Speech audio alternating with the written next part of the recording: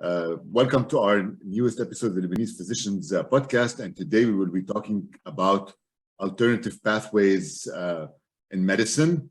And our guest today is Dr. Cesar Yazbeck, who graduated from the American University of Beirut Medical School in 2017, much younger than I am, and subsequently did not take the pathway of clinical care, and in fact joined the McKinsey and Associates in Dubai initially, then moved to New York with them in 2020, and subsequently joined CVS recently, which you will tell us more about in a bit.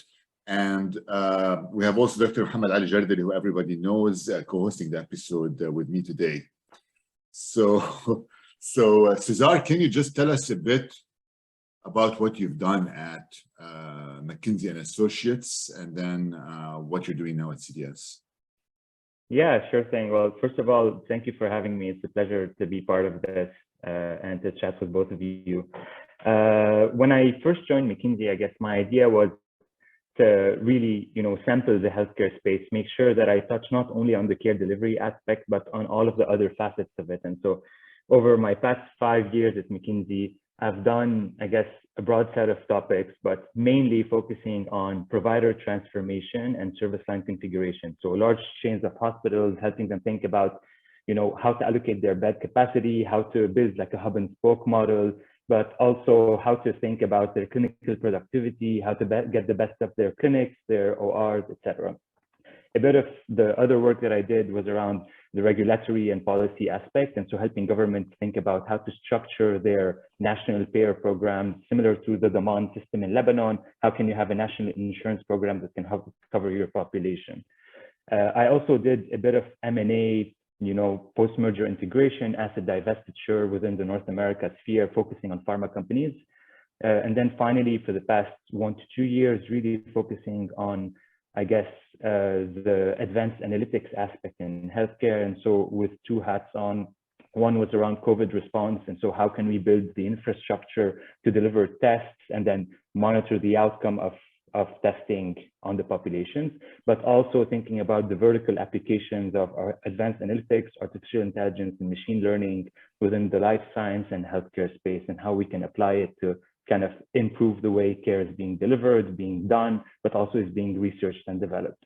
So that's a bit of kind of the walk of life that I've had so far. And then at CVS Health, most recently, I've really focused on the care delivery aspect. So really thinking about how can you design a network of primary care providers, of hospitals, of urgent care centers. How can you really kind of funnel patients through that system and give them the best care with the best outcomes that guarantees the best quality of life at the most efficient and effective use of resources level. So that's a bit of the overview. Very fascinating work. I think a lot of our listeners would be interested to know how you got into consulting to begin with after medical, and any advice you would have for anyone who wants to pursue a career in consulting. Yeah, definitely. Well, I'll start by saying when I started getting interested in consulting, it wasn't really in the conscious of everyone in Lebanon and the community. It was still kind of the early days of 2012, 2013, 2014. I had a lot of friends in engineering, and so consulting at that point was a very engineering-focused recruiting effort from AUB. Since then, I will say that it's become much more diversified, and so I can list, 4 or 5, maybe even more physicians that have made that transition. And the way I heard about it was through my friends kind of really getting into the space and getting to know it and working into it. And I discovered that basically it was something that resonated a lot with my interests. And so as I joined medicine and joined AUB, the Faculty of Medicine, and studied there, I started kind of tailoring my experiences, my research, the kind of extracurricular aspects I worked on in order to kind of really be able to join that space, and started networking a bit more with people that had joined and previously done that work and kind of being part of that sphere. So it comes, I guess, as marrying both the proactive and the reactive aspects. Our AUB as a university is very good at shaping and offering these experiences. And then it's about kind of you really figuring out whether this is something that aligns with what you want to do, and then really kind of pushing towards that, developing your experiences, socializing, networking, and getting to know the community. Right. And so did So I guess we all like go, a lot of us before, I think now things are changing, but a lot of us when we used to finish AB medical school, we would all think about going into residency, fellowship, clinical care. But now I think more and more people are going into consulting. So I think consulting would give you probably a different view of medicine. So how did consulting with McKinsey, both in the MENA region and in North America, shape your view of healthcare? Yeah, it's a very interesting question. I feel like both, kind of clinical care and healthcare consulting both have layers of complexity. I guess it's a different type of complexity. If you think about it, as a physician, you appreciate the complexity of patient care, the conditions, the care pathways you could explore, the ways you could treat patients. In consulting, we appreciate the complexity of the healthcare system, which is all of the things that orbit the provider to allow them to deliver better care. And so you start realizing, the complexities of having an insurance system, how to predict what the premiums might be, what the medical loss ratio is, what the costs could be, and how can you kind of institute the right things. The complexity of government oversight over quality of care, delivery of care, capacity, and all of these aspects. And then the complexity of the pharma space, right? The pharma and medical devices space of how they can best design and deploy tools that can be used effectively in patient care and deliver the best outcomes. And so you get to kind of explore that entire value chain rather than just being focused on the daily work you do at the hospital and the clinical guidelines that guide that work. Very, very interesting insights. And I don't know if you want to talk about how it's like working in the consulting field. A lot of people maybe have a lot of like misconceptions about any words of wisdom. Yeah, definitely. So I guess if you look at consulting, the work practically and on a daily basis, you essentially have like a very clear structure. You have the senior partners which own the relationship with the clients. They are the client counselors. They have the high-level conversations that steer the kind of work we end up doing. And so they'll have a sense of the macro trends in the industry, right? Where are we going? Are we going towards fee-for-service payments, towards value-based care? Are we going to a more socialized healthcare system, a more privatized one? Are we focusing more on a primary care kind of gatekeeper for the system or more specialist care? And so with that, they will be able to kind of lead conversations with high-level clients, really figuring out what their long-term strategy is. And then from that, a lot of our work kind of starts off. Then you'll have the partner and the engagement managers, which are owning the client relationship on a project level, helping them, kind of think about the main challenges they have and kind of working every day with them, with the clients to deliver that impact. And then within that, you have the teams that are actually doing a lot of the work. And the work is very interesting. I would say it's split fairly equally across three buckets. One is hypothesis and analytics. And so figuring out what is the hypothesis you want to prove, what are the analyses and the kind of work that you need to put down in order to deliver this, right? And so it's the thinking part. The second one is the client engagement part, which is how can you get the client to understand what you're pitching, to align with it, and to kind of adopt that strategy. And then how can you take them on that journey to make it happen? And then the third aspect is actually doing the legwork to prove your hypotheses, to deploy the analyses and kind of get the outcomes that you're looking for. There sometimes is a fourth bucket, which is the operational support. And so a lot of times, consulting is called management consulting, but it has strategy and operations. Strategy is the thinking about what is the right solution. Operations is how do we make it happen. And so that fourth bucket of kind of operations is also one where you get to spend quite a bit of time on, and if you would like, can actually just fully dedicate your capacity to.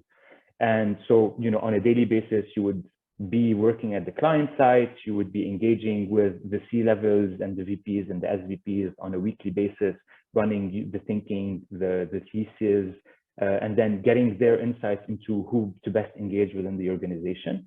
And then, on a daily basis, basically working with the I guess, one level lower, so the directors and senior directors, and kind of working together hand in hand to deliver that perspective and that vision to the management team.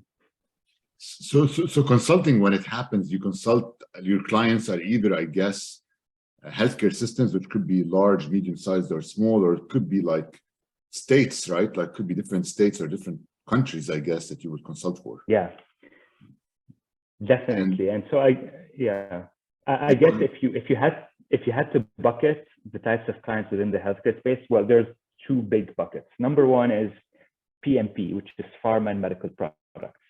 And the other one is HSS, which is health systems and services. Within PMP, you have the pharma companies and the medical product companies that are designing these things.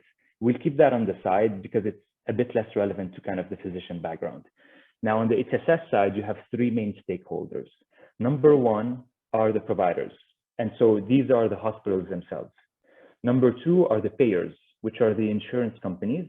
And number three are the regulators. Now, the regulators almost always are public sector entities. On the provider and on the payer front, there are two flavors to that. One flavor is the, I guess, Western Europe / Middle East model, where a lot of these are government payers or government hospitals. And so it's a bit of a public sector lens to it. The alternative is having the North America model, which is much more focused on the US and the private providers and the private payers. This could be your United, your Aetna, your Cigna for the payer front. And then for the provider front, it's, you know, your Harvard and Partners Health System, it's your Dukes, it's kind of all of the private hospitals that deliver that care. And so usually you would select to specialize in one of these as you mature more in the consulting field. This was, I think, very helpful to understand like the framework, and you gave us a lot of like details and overview about work as a consultant. I don't know if this would be a good time maybe to change the direction of the conversation and talk about maybe your new role with CVS and what that's been like. Yeah, definitely. Well, at first, I'll just kind of introspect a bit. I guess the consulting world is a different beast than the corporate world. And let me maybe explain a bit what I mean. Consulting by nature is an advisory role where your final outcome is often recommendations that the client instates. You recommend them, you don't necessarily own the delivery of these recommendations. Now, obviously, the nature of the industry is changing quite a bit. And so we have a lot of situations now where we actually take part in deploying and operationalizing these solutions. But that being said, it's the client's choice to adopt our recommendations. When you shift into the corporate space or world, it's much more of executive ownership rather than recommendation. And so suddenly you are the final accountable party to make things happen, right? You can have several inflows of information to guide your decision. You're either on the track to become partner or not. But then they have to like pivot. Is this the way it works? It's not you spend several years. It's every 6 months there's an evaluation that says whether you're on track to partner or not. If you are on track, there's I guess we were talking a bit about the transition to the corporate kind of setting and the work with CVS Health. And so I guess within the work that I do right now, I'm focused a lot on care delivery. And what this means is, maybe I'll give like a bit of an overview, but CVS Health is the largest pharmacy chain in the US. They also have the retail segment within that. And so you step into a CVS Health pharmacy, you have the pharmacy, you have the retail shop, but recently that offering has expanded significantly. So over the past 10 years, CVS Health has acquired Aetna, which is one of the largest insurance companies in the US. It covers 24 million lives between Medicare Advantage, fully insured, and then, kind of self-insured.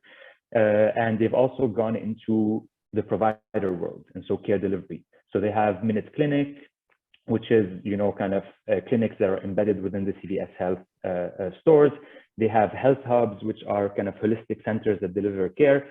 And more recently, the company is in the process of acquiring a company called Signify Health, which does home care and home visits for patients. And so primary care, essentially. Primary care, but in a distributed setting. And so not at the physician's office, but more at the patient's home. And so they can do primary care, but they also can do kind of chronic care management, condition support for highly complex patients, maybe that have several comorbidities with heart failure, et cetera. And so what we're seeing in the US market is a push for vertical integration in the healthcare system. You see Amazon doing it with, the Walgreens partnership and with some of the acquisitions they're doing. You see United doing the same. And so that's kind of the trend. And so I've stepped into my role at CVS Health to really focus on how can we scale a provider and care delivery footprint for this company. And so one, what are the kinds of care provision that we want to be involved in? What are the kinds of services we want to offer, the kinds of patients we want to focus on? Two, what is the geographic and strategic footprint? Where, how many, how often, these kinds of questions. And then three, how can we monitor and deliver that care to, I guess, achieve kind of three main things: the longest life with the highest quality at the most efficient use of resources. And so on a day-to-day, what I do is I have a data science team that focuses on root cause analyses and exploratory analyses. We focus a lot on kind of shaping the strategy of the company in that care delivery aspect, thinking what are the opportunities based on a breadth and depth of data that we have access to, whether it's EMR data, claims data, insurance data, all of that. And then once we have that, we design a specific set of initiatives and interventions and approaches to deploy across the organization, both for our patients, but also internally. We oversee, the marketing design, the operational deployment, and then the feedback of that delivery and what the response from the market is, from the patients on the outcomes, et cetera. And so to give like a very concrete example, you might realize that you have, 10,000 patients, for example, that are on a contraindicated medication for certain conditions they have. You would work with a behavior change team to design a targeted message to these people and to their physicians, being like, look, perhaps that medication is not the right fit for you. You should have a conversation with your doctor. Then you would 6 months later, after that, run a new analysis on the same number of patients, realize what % of them have been switched off that medication, and so be able to assess the impact of what you've done. This is one very small example. We have ones touching millions of people and ones touching 100 people, basically. And so that's a bit of a flavor of the work we've been doing so far. Yeah, so basically CVS is trying to get into the primary care and provider. They already are.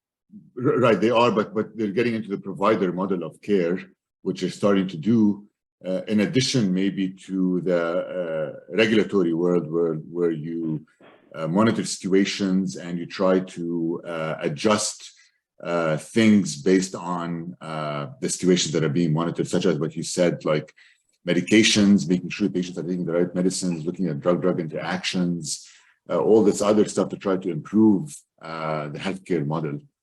So, and I think it's not only CVS, a lot of other companies are trying to get into the field. Amazon was trying to get into that, but I think I've heard that they scaled back recently, probably because of the task at hand. So my question for you is, where do you see, I guess, healthcare of the future in North America heading, and maybe in the rest of the world too? Do you see it as staying the same way it is right now, where patients come to clinics or come to a hospital, get admitted, get their care, or do you see other providers of care that are going to arise as things move forward? Yeah, I think it's a really good question, because I think we're seeing a huge transformation across the three main verticals of healthcare. And so on a high level, from a kind of payer standpoint, from an insurance standpoint, whether it's government insurance or private insurance, there's a big push to transition away from fee-for-service, which is you do one X-ray, I pay you for an X-ray, into managed care or value-based arrangements, where instead of saying I am paying you for the services you are providing, it says it's a bit more of a capitation model, and so I'm paying you per life that you are insuring. And so for that 1 year, based on the complexity of the care that we would expect this patient to have, this is where we would pay you, and then we trust you to kind of help the patient steer themselves throughout that health journey and take better care of themselves. So that's kind of one huge trend that we're seeing. The second one, on the regulatory standpoint, is a big emphasis on the flow of data, the interoperability, and the kind of the healthcare IT integration and the data ownership of patient information. And so a big focus on the regulatory aspect there, who's empowered in that relationship? How can we ensure that the flow of information doesn't stop if I suddenly change doctors or I change insurance companies? How can I provide that continuity? And then on the provider front, I think we're seeing a bit of a health waterfall, I would say. The thinking is a bit around how can I deliver the best care in the lowest risk setting at the lowest cost setting. And so starting from the patient's phone, from their IoT devices, right, their Apple Watch, all of these things, how can I preempt, pre-diagnose, predict what conditions could happen? Then the second layer being the empowerment of primary care physicians and family physicians in being kind of the gatekeepers of the health system. And so being the direct contact with the patient, making sure that they have access to that patient, whether it's at home or in their office. And how can we kind of mitigate the patient having to go to the hospital? How can we manage their conditions, not only therapeutically, but through lifestyle changes, through advice, through kind of steering their journey in the right direction? Then we are seeing kind of that being the main funnel.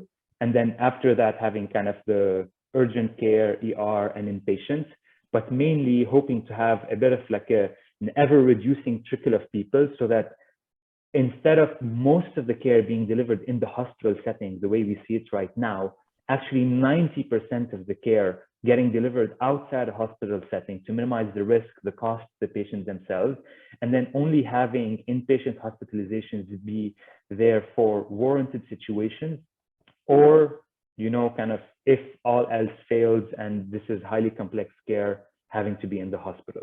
So I guess this is kind of the big transition we're seeing in the provider space. And the way all of these things marry each other is you're suddenly, from a regulatory standpoint, it's very complex because you have so many data points you need to link together, and you need to protect patients around.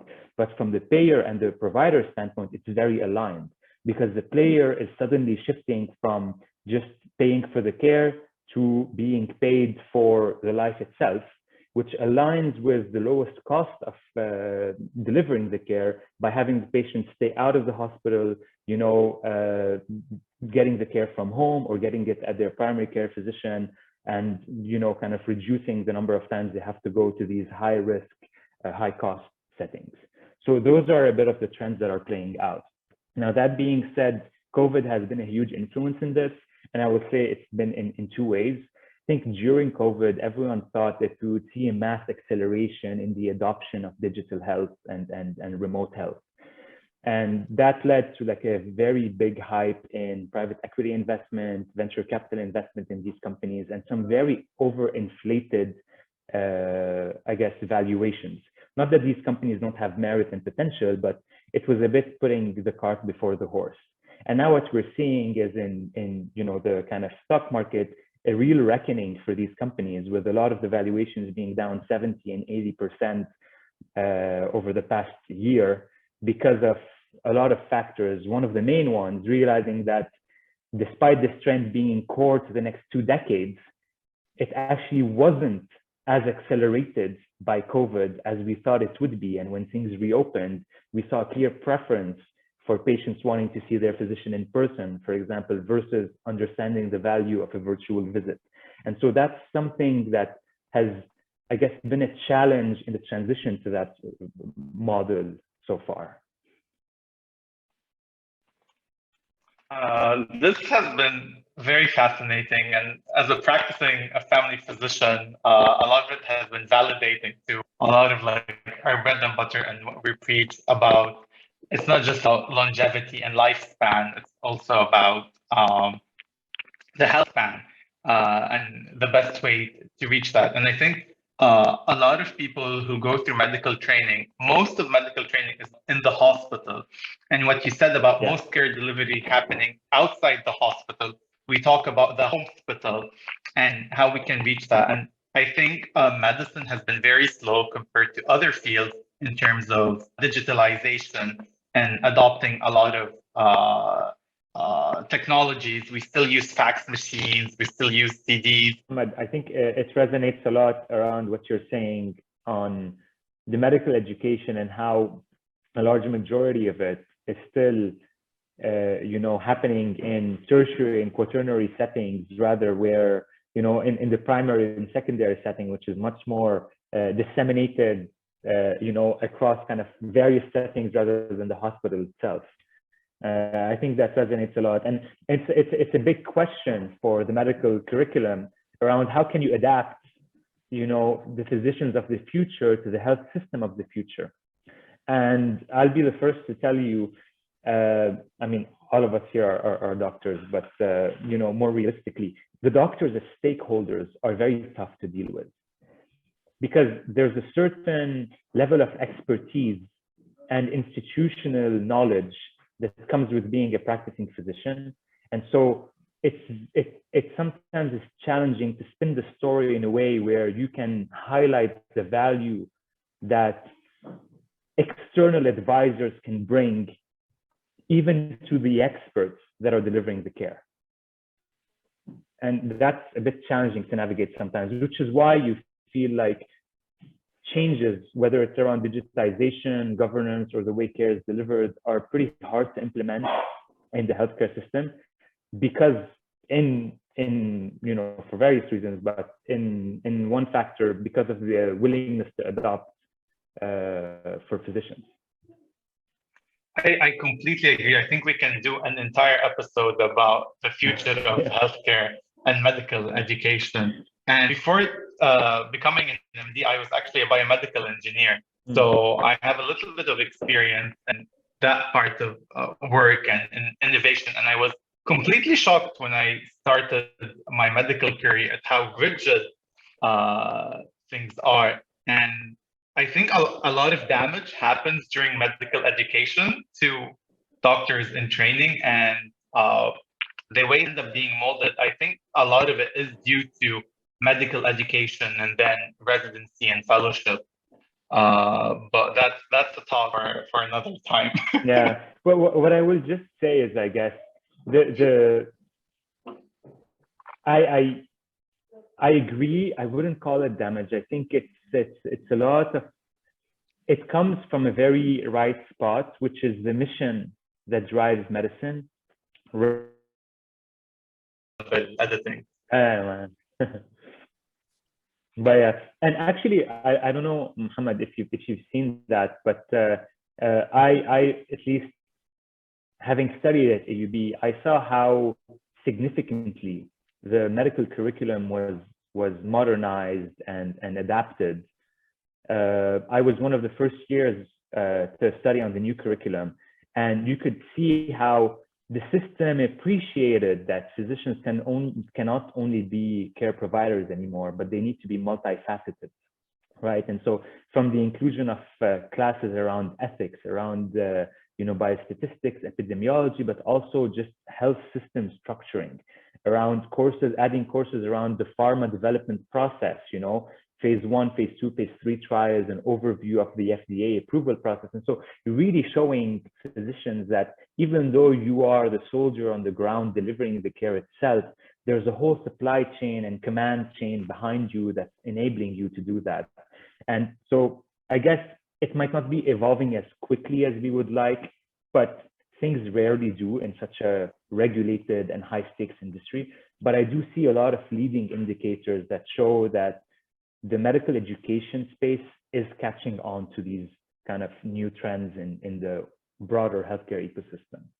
Right, and I think over the past years, there's been like a significant acceleration of this trend over the past maybe 10 years, I would say. But even you see like older physicians now are all saying this is not the way we used to practice. A lot of them have retired or are in the process of retiring because they just say this is a lot of change that we cannot absorb ourselves. And I think there is pretty fast changes here in the US and even I think in the MENA region right now in the delivery of healthcare. Because at the end of the day, I think it's not sustainable the way it used to be.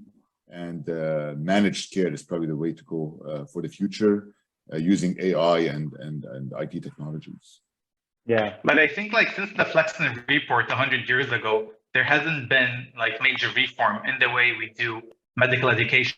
We still teach the Krebs cycle, I don't know, like 10 times. I mean, do you really need to learn it more than one time? Is there any point in memorizing the Krebs cycle? You know, like I have a personal vendetta against the Krebs cycle, and I can talk on and on about how useless it is to learn it times through pre-med and medical education and biochemistry and so many times, which you could be learning coding, artificial intelligence, and so many other skills that would be more useful to practice medicine in the 21st century. I agree towards the push in terms of introducing ethics and clinical skills and all the humanitarian aspect of it. But I think the traditional model of medicine is very focused on anatomy, physiology, pharmacology, which were cool 100 years ago, and it was all we knew. But in the 21st century, I think medicine is much more diversified, and we need to allow that. Obviously, it's very complicated. There's a lot of stakeholders, but I think we still provide medicine the same way we used to do 50 years ago. The hospitals haven't changed that much. Clinics haven't changed that much. And the medical school curriculum, believe it or not, hasn't changed that much compared if you want to compare fields. But I can go on and on. I don't think that's the topic of today's talk. I think that's the first time the Krebs cycle has come to my conscious in the past decade. Like from Med 1, when we ended with it, and I put it behind me. PTSD. Cesar, thank you for highlighting to us some of the alternative pathways for healthcare delivery, and I wouldn't call them alternative, even some of the pathways that are happening for doctors behind the scenes. Complementary pathways that are happening for doctors behind the scenes.